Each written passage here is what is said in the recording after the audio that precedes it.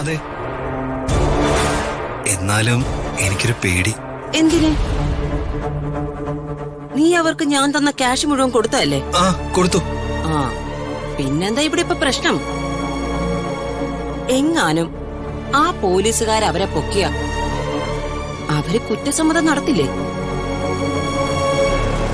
പൊന്നുമോനെ, അവര് കുറ്റം സമ്മതിക്കുമല്ലോ അല്ലേ?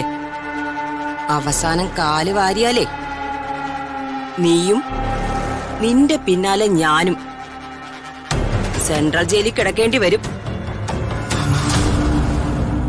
അമ്മ പ്രത്യേകം പറഞ്ഞതാ, അവന്മാരെ കൊണ്ടേ ചെയ്യിക്കാവൂ, ഞാൻ എടുത്തു ചാടി ഒന്നും ചെയ്യരുതെന്ന്. രാജുവിനെ കാറടിപ്പിച്ചത് ഞാനായിരുന്നെന്ന് അമ്മയെങ്ങാനും അറിഞ്ഞ അതോടെ എല്ലാം തീർന്നു. അമ്മ തോണ്ടപാടും.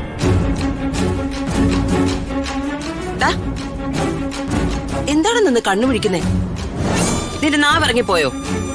അല്ലമ്മേ, എനിക്കൊരു പേടി. അവന്മാരെങ്ങാനും രാജുവിനെ കാറടിപ്പിച്ചത് ഞാനാണെന്നെങ്ങനെ പറയോ? എന്നോട് ചോദിച്ചാൽ ഞാനെന്ത് പറയും? അല്ല, അവന്മാരെന്തിനാ നിന്റെ പേര് പറയുന്നേ? ദീപക്കേ, സത്യം പറ. നീ ഞാൻ അറിയാതെ എന്തെങ്കിലും കൃത്രിമം കാണിച്ചോ? ഇല്ലമ്മേ, ഞാനാണ് സത്യം. അല്ല, അമ്മയാണ്. അവരൊക്കെ വാടക ഗുണ്ടകളല്ലേ അമ്മേ. പിടി വീണ തകിടം മറിഞ്ഞാലോ എന്നൊരു പേടി. അതാ ഞാൻ. ഒരു പ്രശ്നം ഉണ്ടാവുമ്പോ അതിന്റെ പോസിറ്റീവ് സൈഡും നെഗറ്റീവ് സൈഡും ചിന്തിക്കണമല്ലോ.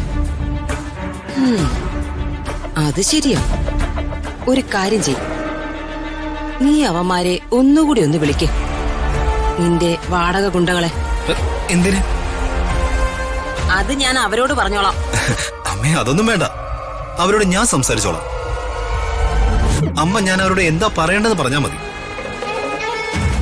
കാര്യേ നിസ്സാരോ. നീ അവരെ വിളിച്ച് ആ പോലീസുകാരന്റെ ഡീറ്റെയിൽസ് അയച്ചു കൊടുത്തിട്ട് അയാളെ അങ്ങ് തീർത്തേക്കാൻ പറ. എന്തിന്? അവന്മാരെ ആ പോലീസുകാരനെ കൊന്നതിന്റെ തെളിവ് നിന്റെ കയ്യിലുണ്ടെങ്കിലേ പിന്നെ അവന്മാര് നിനക്കെതിരെ എന്തെങ്കിലും ചെയ്യണമെങ്കിൽ രണ്ടാമതും മൂന്നാമതും ഒന്ന് ആലോചിക്കും. നീ പറയുന്ന ബോംബെ അധോലോക രാജാവൊക്കെ നിന്റെ കാൽ കീഴി വന്ന് കിടക്കും.